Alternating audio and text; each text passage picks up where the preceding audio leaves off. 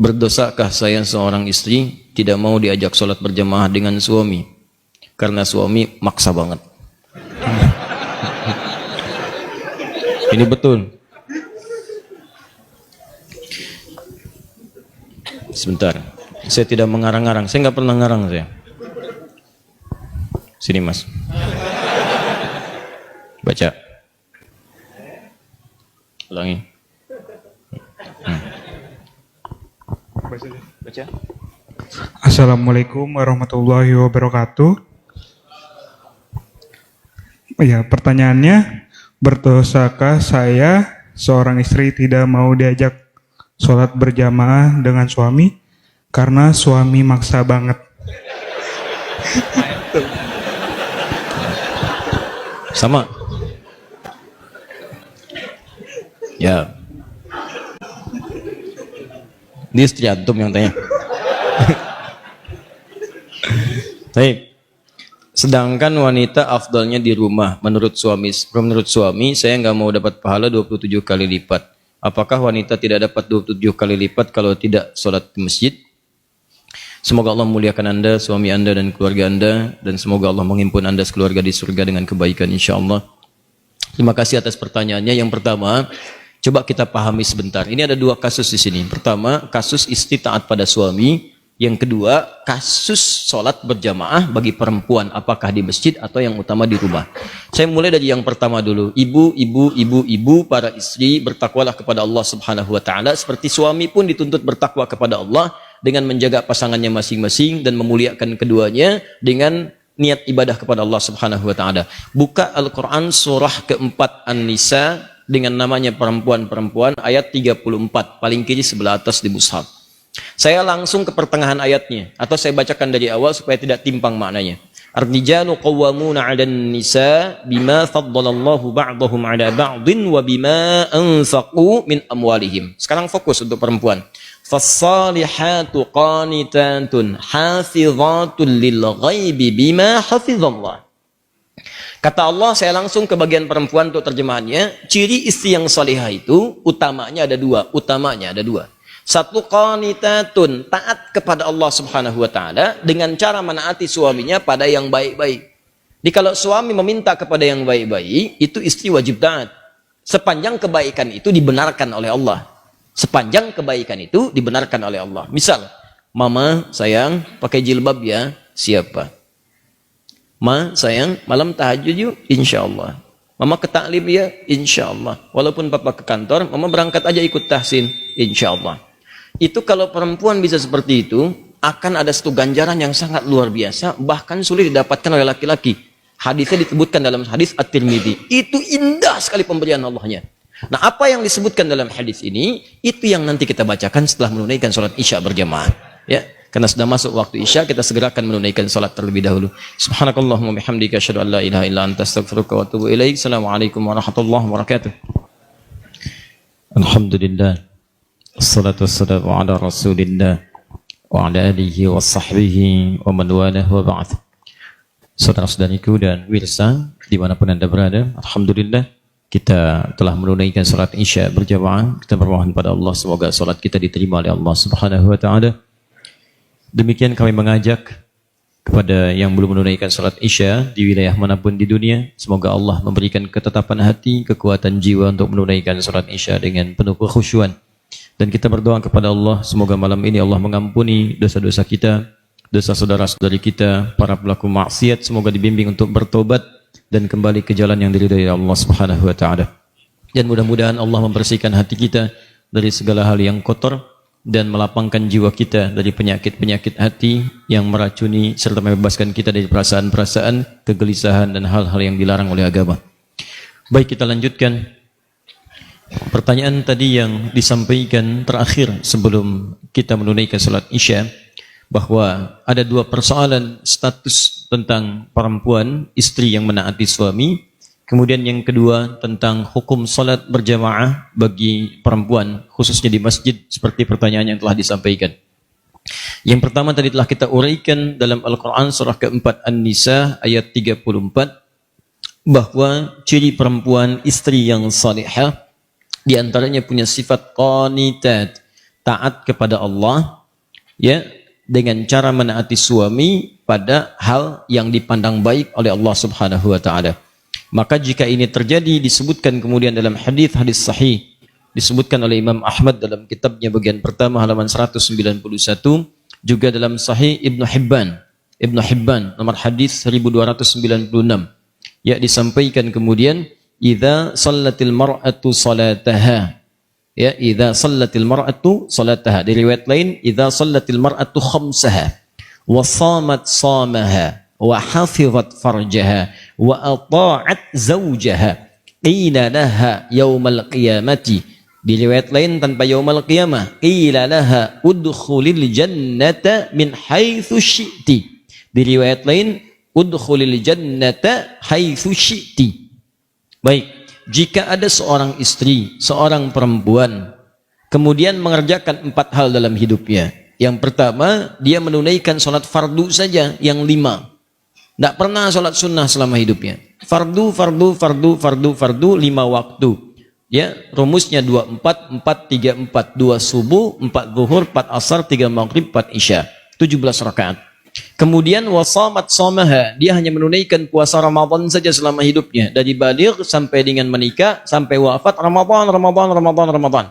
Tidak pernah puasa sunnah, Senin tidak, Kamis tidak, Ayyamul Bid tidak, puasa Daud juga tidak. Tapi kemudian wahafizat farjaha, dia menjaga kehormatan dirinya, tidak selingkuh, jaga diri, jaga kehormatan rumah tangga. Kemudian wa ata'at zaujaha, ini yang istimewa, dia menaati suaminya, taat pada suaminya pada segala hal yang baik-baik. Yang tadi saya sampaikan. Diminta berjilbab, jilbab. Minta ta'lim, ta'lim. Minta baca Quran, Quran. Minta belajar, dia belajar. Nah, jika ada yang seperti ini, walaupun cukup fardu salatnya saja, puasanya wajib saja, tapi dia menjaga kehormatan dirinya, kemudian dia taat pada suaminya pada yang baik-baik, qila laha yaumal qiyamati udkhulil jannata haitsu syi'ti. Maka di hari kiamat nanti dalam hisab, Allah langsung menyampaikan kepadanya, kamu udah cepat masuk surga saja, dari pintu mana saja yang kamu inginkan. Cepat masuk surga dari pintu mana saja yang kamu inginkan. Itu diantara ganjarannya. Maka kalimat ini menunjukkan, kata para ulama, betapa agungnya kemudian ketaatan kepada Allah melalui taat pada suami itu. Sampai-sampai dalam riwayat Abu Daud nomor hadis 2140, itu Nabi SAW pernah menyampaikan, lau kuntu amiran an yasjuda, jika aku diperbolehkan oleh Allah memerintahkan untuk bersujud di antara manusia sebagai penghormatan, bukan ibadah, kepada manusia lainnya, maka aku akan perintahkan seorang istri untuk sujud kepada suaminya. Penghormatan. Ya, ingat, sujud penghormatan, bukan penghambaan. Kenapa demikian? Ini pentingnya seorang suami bagi laki-laki. Nanti edisi lain kita bahas, kalau ada pertanyaan tentang pentingnya istri bagi suami, kita bahas juga. Karena pertanyaannya terkait dengan suami, Bapak Ibu sekalian, khususnya para akhwat, para istri, para ibu, bertakwalah kepada Allah. Suami itu tugasnya berat. Berat sekali. Karena dia setelah akad diucapkan, disebut dengan mitsaqan ghalidha, perjanjian yang tidak mudah, itu langsung menanggung tugas 2 orang tua istri sekaligus. Langsung ditanggung itu. Coba Anda bayangkan, bapak perempuan ini biasa memberikan nafkah, merawatnya, melindunginya. Ya, melindungi, ada sesuatu yang mengganggu, lindungi. Kurang sesuatu, penuhi kebutuhan. Kurang apapun, penuhi, disayang.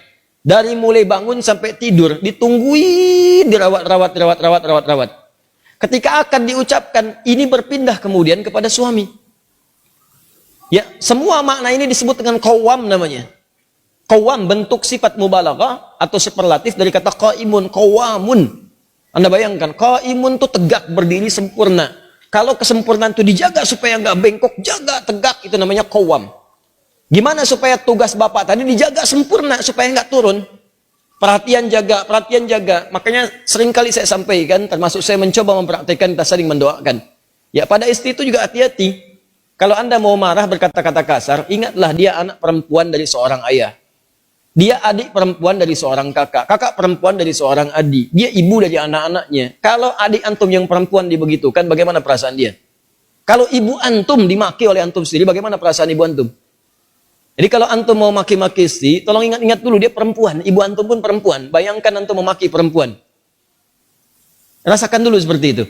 Dan antum harus ingat, dia dititipkan oleh bapaknya kepada antum. Mudah bagi Allah memilih laki-laki lain, tapi yang dipilih Anda. Yang dipilih Anda gitu. Bukan pria lain. Kenapa? Karena yakin dengan Anda, dia bisa melindungi Anda, ya dia bisa Anda sayangi, dan Anda bisa mengambil tanggung jawab ayah perempuan tadi yang dimaksudkan. Jadi ibu juga bertakwa, jangan senyum-senyum. Takwa kepada Allah, karena tugas laki-laki itu tidak mudah, akan ditanya di hari akhirat nanti.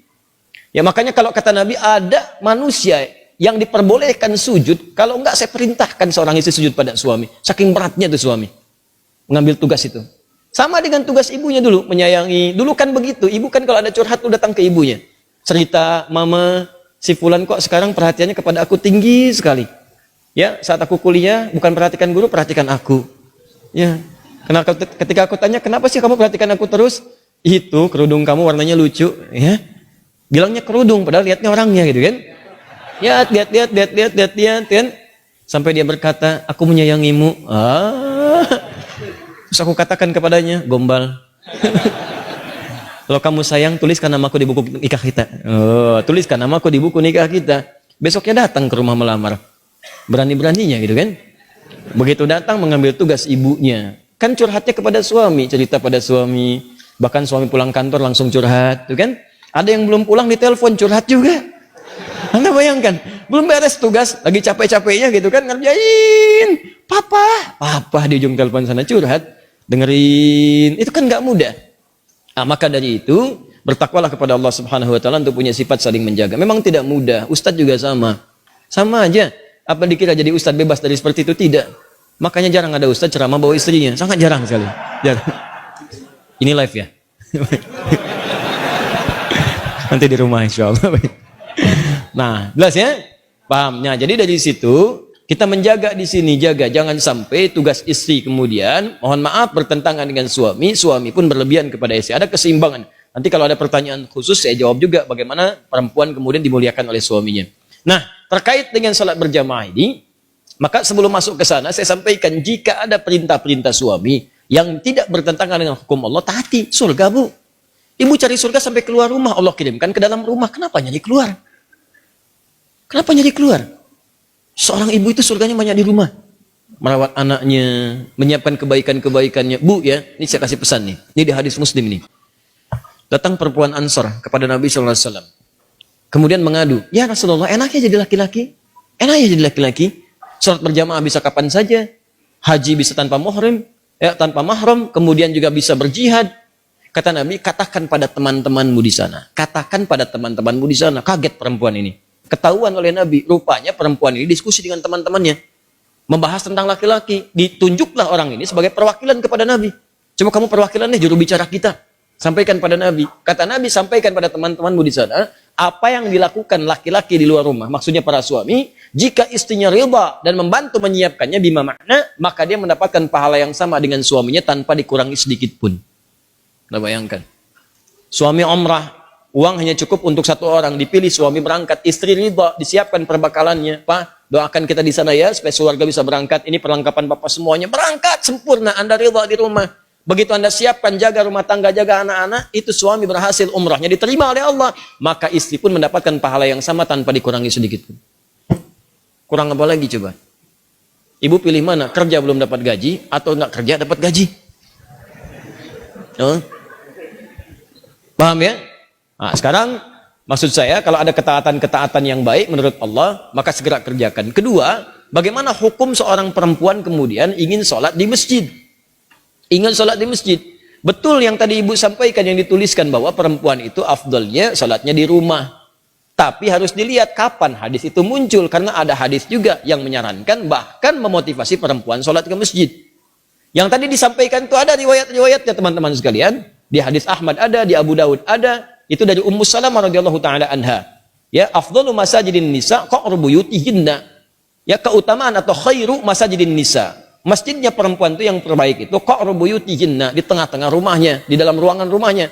Bahkan di hadis lain, di kamar itu lebih bagus. Ya, kemudian daripada di ruang tengah. Ruang tengah lebih bagus daripada di depan rumah. Artinya semakin ke dalam, semakin ke dalam, semakin di rumah, itulah masjid terbaik bagi perempuan. Kapan hadis itu muncul? Ketika perempuan itu belum aman untuk ke masjid. Awal-awal dibangun masjid di Madinah, baik itu masjid Nabi yang kedua dibangun setelah Quba, kemudian orang-orang pada ke masjid, maka terjadilah 3 sifat yang jika ada 3 sifat ini perempuan dianjurkan di rumah. Dan nilainya sama dengan laki-laki ke masjid. Apa 3 sifat ini? Pertama, ada kewajiban yang berlaku bagi perempuan di dalam rumahnya.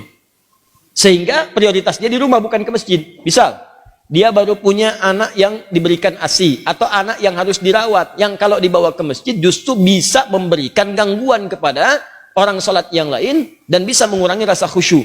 Rewelnya, belum disiapkannya, belum dikondisikan. Orang-orang dulu ngajak anak ke masjid itu, sebelum berlangsung sholat, sudah diperkenalkan dengan masjid. Misal, sholat zuhur sekarang misalnya jam 12 kurang 10. Maka Anda jam 11 datang, jam 10, kenalkan masjid, lihatin, ini tempat untuk khutbahnya, ini mimbarnya, ini saf-saf sholatnya, ini sholat seperti ini, seperti ini, seperti ini. Lihatin, kalau anak-anak itu wajar, memang anak-anak wajar. Kalau jalan, kalau lari, kalau macam-macam, biarkan dulu aja masuk dia, biarkan masuk. Lari-lari di masjid, lewat sana-sini, setelah dia mulai agak nyaman, baru sampaikan, ini rumah Allah. Allah yang sayang pada papa, yang memberikan rezeki, memberikan kau main-mainan, membuat kita nyaman hidup. Allah itu sayang. Rumah Allah beda dengan rumah kita. Masuk ke kaki kanan. Ucapkan ini. Kalau kakak ucapkan ini, nanti tobotnya bisa ditambah. Masuk, ucapkan, masukkan kaki kanan, berangkat, rapi dia. Begitu sudah mulai agak baik, ajaklah kemudian dalam sholat berjamaah, rapi dia. Dalam sholat dia rapi, setelah sholat lari, biarkan aja namanya anak-anak. Yang repot itu kalau ada orang tua kekanak-kanakan, habis sholat lari-larian. Itu yang repot. Kakek-kakek habis sholat main prosotan di situ, baru kita repot di situ. Kalau anak-anak ya biarkan aja namanya anak-anak. Naik ke punggung biarkan, Anda sholat sunnah dia naik biarkan, nggak apa-apa, nggak usah repot dengan itu. Ini orang tua sekarang repotnya, mohon maaf di rumah disuruh ke masjidnya bukan untuk sholat, malah disuruh main. Kalian ini rame aja di rumah, main sana ke masjid, ya main dia di masjid. Jelas ya? Maka itu poin untuk pentingnya. Maka yang pertama, kalau ada tugas perempuan di dalam rumah, memang hanya perempuan yang bisa mengatasi, maka yang afdol itu di rumah, jangan paksakan ke masjid. Suami dorong ke masjid, anak laki-lakinya dorong ke masjid. Dorong ke masjid, investasikan. Ayo anak ke masjid, ke masjid, ke masjid, ke masjid. Ke masjid, dorong. Antum yang perempuan di rumah. Itu afdolnya. Yang kedua, jika kemudian di jalan itu belum aman dari fitnah. Ini terjadi di zaman Nabi. Awal-awal dibangun Masjid Nabawi itu, bahkan jangankan ke masjid, malam-malam itu suka buang hajat, tidak ada toilet. Yang ada itu kebun-kebun, di kebun-kebun kurma macam-macam. Perempuan-perempuan juga demikian. Begitu keluar sering diganggu oleh preman-preman Madinah. Awal-awal di Madinah itu ada preman. Ada, kemudian tobat. Jadi kalau ada preman sekarang telat. Kalau nggak tobat keterlaluan. Orang jahiliyah, tobat, preman, tobat, telat. Kalau sekarang ada preman, tidak tobat. Ya Alhamdulillah, Alhamdulillah. Kemarin-kemarin saya lihat ada banyak yang baik-baik. Saya waktu mengisi untuk persiapan Ramadan, itu Masya Allah ada teman-teman dari Pang. Sahabat-sahabat Pang. Masya Allah tampilan, badannya macam-macamnya. Tapi Masya Allah tobat mereka. Begitu bertobat, hal pertama yang mereka lakukan adalah mengganti namanya. Dari Pang menjadi pengajian. Ya, Pang jadi pengajian. Tobat. Nah itu diganggu perempuan-perempuan itu, sering diusilin. Sampai bahkan turun ayat tentang jilbab. Ya ayuhan nabiyyu qul li azwajika wa banatika wa nisa'il mu'minin yudnina min jalabibihinna. Hei Nabi, katakan pada istrimu, anak-anak perempuanmu dan perempuan-perempuan yang beriman, sampaikan pada mereka, rendahkan jilbab-jilbab mereka. Ya, asa an yu'rafna fala yu'dzain, sehingga mereka bisa dikenali dan tidak diganggu lagi. Turun ayat ini, turun tentang ayat merendahkan jilbab. Setelah itu masyarakat menyebar. Yang ketiga, memang tidak ada tempat khusus untuk perempuan. Adanya laki-laki saja. Jadi kalau masuk ke sana dia khawatirkan ikhtilaf. Itu yang berbahaya. Maka setelah itulah kemudian dalam 3 kondisi ini perempuan diminta oleh Nabi di rumah, lebih baik di rumah, jangan ke masjid. Setelah kemudian tenang, preman-preman mulai tobat, keadaan mulai tenang, dan masjid mulai luas. Maka muncullah hadis-hadis di Al-Bukhari, di Muslim, bagaimana Sayyidah Aisyah mengatakan kalau kami subuh-subuh itu banyak perempuan-perempuan datang ke masjid, kemudian dengan selimut-selimut mereka tutupi sehingga nggak kelihatan karena gelap. Zaman Nabi kan nggak ada lampu seperti ini, ya nggak ada lampu seperti ini, kelihatan. Jadi begitu sudah mulai remang-remang mereka meninggalkan, sudah cepat lari, salam balik ke rumah. Itu tandanya sudah ada saf yang rapi, aman di jalannya, kemudian di rumahnya pun tidak ada tugas yang menuntut perempuan ada di rumah. Maka kalau kondisinya aman seperti itu, terbebas dari 3 hal yang demikian, maka hukum ke masjid itu utamanya sama dengan laki-laki diutamakan. Apalagi kalau suami yang ngajak, bagus itu. Mama ayo ke masjid, safnya ada. Seperti di sini di Alexandra, perempuan ada, laki-laki ada. Ke masjid jalan, subuh berangkat sama-sama. Kalau bisa sekeluarga. Supaya keluarga itu bisa kenal dengan masjid. Anak-anaknya di bawah, berangkat semua. Bu enak tuh pulang-pulang. Masya Allah, selesai jalan lagi, jalan sehat semuanya. Ya, jalannya bagus, keluarganya juga kumpul, sama-sama menuju akhirat yang baik. Demikianlah apa yang dimaksudkan tadi. Hadisnya ada, keterangannya jelas. Jadi tempatkanlah hadis sesuai dengan makna dan konteksnya. Paham dengan baik ya? Baik. Jadi insya Allah setelah ini tidak ada pemaksaan lagi. Suaminya cukup baik, istrinya juga mengerti insya Allah. Mana orangnya tadi?